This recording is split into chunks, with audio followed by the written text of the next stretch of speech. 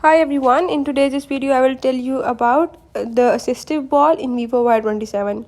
So if you want to learn about the assistive ball, or you can say the easy touch in Vivo Y27, I will tell you how to do it. Just don't forget to subscribe this channel, and now let's watch complete video, follow the steps, and you will learn about the assistive ball in your device. Let's watch it.